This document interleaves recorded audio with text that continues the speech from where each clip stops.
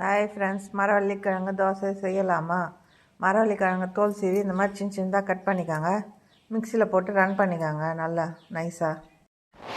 இந்த மரவள்ளிக்கிழங்கு தேவையான உப்பு போட்டுக்கோங்க, ஏன்னா தோசை மாவில் உப்பு இருக்குங்க. இந்த மரவள்ளிக்கிழங்கு தோசைக்கு வெங்காயம் தாளித்து கொட்டிக்கோங்க.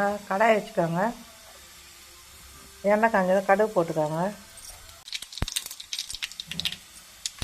கடுகு பொரிஞ்சோடனே பச்சை மிளகா போட்டுக்கோங்க, பொடியாக இருந்தது. பிறகு வெங்காயம் போட்டுக்கோங்க, பொடியாக இருந்த வெங்காயம் போட்டு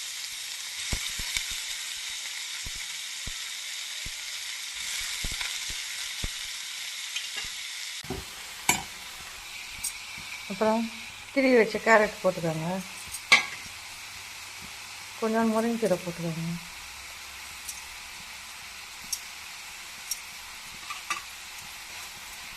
வதக்கணும்.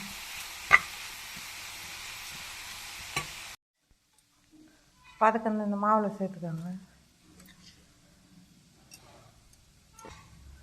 இது கூட தேவையான தோசை மாவு சேர்த்துக்கோங்க.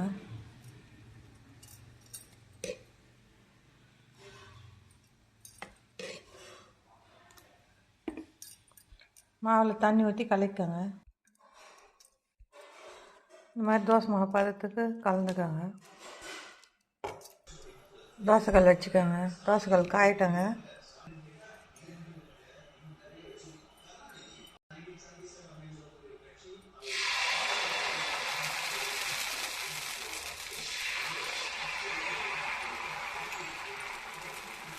ஊற்றிக்கோங்க.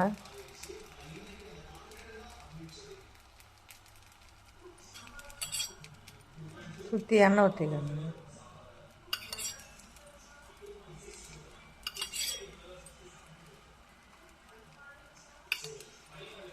நல்லா செவக்கட்டாங்க.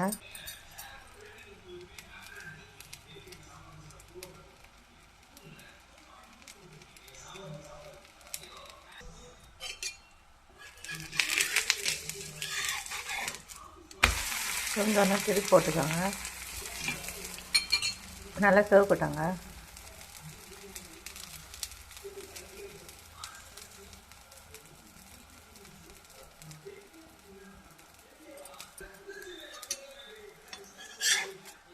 இது போட்டுக்கோங்க.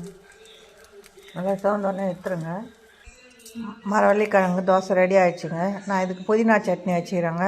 நீங்கள் தேங்காய் சட்னி எது வேணால் வச்சுக்கலாங்க. நீங்களாம் வீட்டில் ஒரு வாட்டி ட்ரை பண்ணி பாருங்கள். மரவள்ளிக்கிழங்கு உடம்புக்கு ஹெல்த்துங்க. பிடித்திருந்தால் லைக் பண்ணுங்கள், ஷேர் பண்ணுங்கள், சப்ஸ்கிரைப் பண்ணுங்கள்.